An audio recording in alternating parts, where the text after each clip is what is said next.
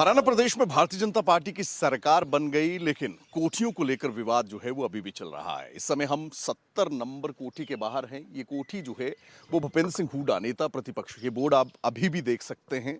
जबकि कांग्रेस पार्टी आला कमान अभी भी पशोपेश में है कि आखिर किसे नेता प्रतिपक्ष बनाया जाएगा। ऐसे में जब सरकार का गठन होता है तो लाजमी सी बात है, तमाम तंत्र जो है वो बदला जाता है, आवाज जो है वो बदले जाते हैं, क्योंकि चेहरे बदल गए होते हैं। लेकिन इस कोठी को लेकर अभी भी जो है वो संशय बरकरार बना हुआ है। 15 दिन का अल्टीमेटम जो है वो इस आवास को इवेक्ट करने के लिए, यानी कि खाली करने के लिए दिया गया था। लेकिन वो 15 दिन का समय जो है वो तकरीबन 2 महीने से ऊपर हो चुका है, लेकिन इविक्शन जो है वो इस कोठी का नहीं हुआ है, क्योंकि भूपेंद्र सिंह हुड्डा नेता प्रतिपक्ष के तौर पर नहीं चुने गए हैं।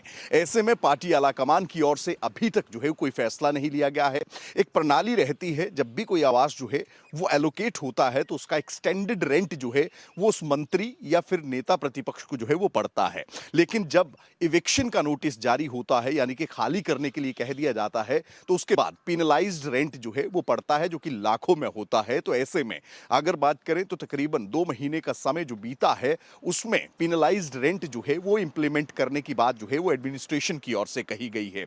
अब ऐसे में इस कोठी के इतिहास को अगर उठाकर देखें तो 2014 से पहले भूपेंद्र सिंह हुड्डा की सरकार में एक पॉलिसी लाई गई थी। उस पॉलिसी के तहत पूर्व मुख्यमंत्री को भी कैबिनेट दर्जे के तौर पर ही आवास और तमाम सुविधाएं देने की बात कही गई थी। लेकिन 2014 में तख्ता पलट हुआ, भारतीय जनता पार्टी की सरकार बनी और मनोहर लाल जैसे ही मुख्यमंत्री बने, उस समय ये कोठी जो है बतौर पूर्व मुख्यमंत्री भूपेंद्र सिंह हुड्डा के पास थी। लेकिन गवर्नमेंट की ओर से पॉलिसी में तब्दीली की गई, उस डिसीजन को वापस लिया गया और वो जो फैसला था, यानी कि पूर्व मुख्यमंत्री को कैबिनेट दर्जा और आवास की सुविधा का जो फैसला था उसे वापस लिया गया।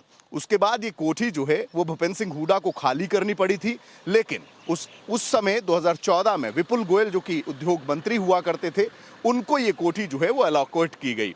2019 का चुनाव हुआ, विपुल गोयल जो है वो चुनाव हार गए, लेकिन भूपेंद्र सिंह हुड्डा चुनाव जीते और नेता प्रतिपक्ष के तौर पर जो है वो विधानसभा में उनका चयन हुआ। अब ऐसे में नेता प्रतिपक्ष के तौर पर भी वही रैंक, वही दर्जा जो है वो मिलता है, आवास मिलता है। तो ऐसे में एक बार फिर से इच्छा ये जताई गई कि भूपेंद्र सिंह हुड्डा 70 नंबर कोठी को ही उनकी ओर से जो है वो अपने नाम पर एलोकेट कराने का काम किया गया।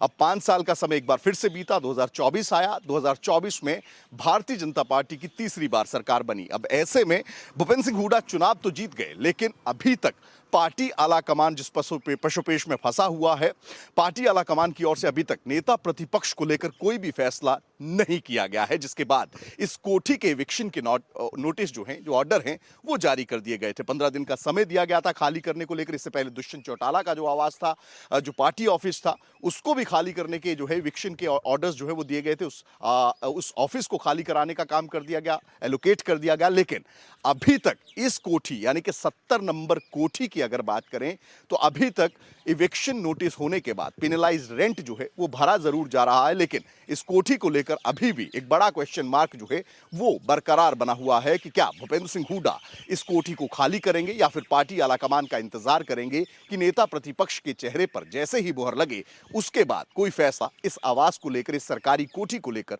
वो ले। कैमरा पर्सन अमित के साथ विपिन परमार, इंडिया न्यूज, चंडीगढ़। और चलिए आगे बढ़ते हुए खबर रेवाड़ी से है, जहां 2019 में टिकट कटने पर बोले राव नरवीर